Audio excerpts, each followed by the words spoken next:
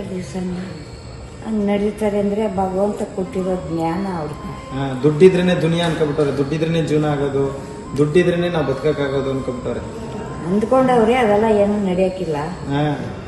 ಇನ್ನೇ ಮಾನವೀಯತೆ ಇರಬೇಕು, ಅವ್ರು ಭ್ರಮೆ. ಮಾನವೀಯತೆ ಇರಬೇಕು, ಮನುಷ್ಯತ್ವ ಇರಬೇಕು, ಒಳ್ಳೇದು ಅನ್ನೋದು ಇರಬೇಕು, ದಾನ ಧರ್ಮ ಇರಬೇಕು. ಅದಿಲ್ಲ ಅಂದ್ರೆ ಎಷ್ಟು ಕೋಟಿ ದುಡ್ಡಿದ್ರೆ ಏನ್ ಪ್ರಯೋಜನ ಅಲ್ವಾ? ಏನಿಲ್ಲ, ಆರೋಗ್ಯ ಇರಬೇಕು, ಒಳ್ಳೇದು ಅನ್ನೋ ಥರ ಎಲ್ಲ ಇರ್ತದೆ. ಧನ್ಯವಾದ. ತಮ್ಮ ಹೆಸರೇನು? ಲಕ್ಷ್ಮಮ್ಮ. ಲಕ್ಷ್ಮಮ್ಮ, ಲಕ್ಷ್ಮಿ ತರನೇ ಕಾಣಿಸ್ತಿದ್ಯಾ ಅಜ್ಜಿ. ಕಾಯಿಲೆ ಬಿದ್ದ ತಲೆ ಕೆಡ್ಸ್ಕೊಬೇಡ, ಸುಮ್ಮನಿರು, ಆರಾಮಾಗಿ ಇರಲಿ. ಸರಿ ಆಯ್ತಾ? ಓಕೆ. ಸ್ನೇಹಿತರೆ ನಮಸ್ತೆ. ಇವ್ರ ಹೆಸರು ಬಂದ್ಬಿಟ್ಟು ಲಕ್ಷ್ಮಮ್ಮ ಅಂತೆ. KR ಪುರಂನಿಂದ ಪಾಪ ಸಾಕಷ್ಟು ವರ್ಷಗಳಿಂದ ಬಸ್ ಸ್ಟಾಪ್ಗಳಲ್ಲಿ, ದೇವಸ್ಥಾನಗಳ ಹತ್ರ, ತರಕಾರಿ ಮಂಡಿಗಳ ಹತ್ರ ಮಲಗ್ತಾ ಇದ್ರಂತೆ. ಪಾಪ ವಾರಸ್ದಾರ್ ಯಾರು ಇಲ್ಲ ಅಂತಾರೆ.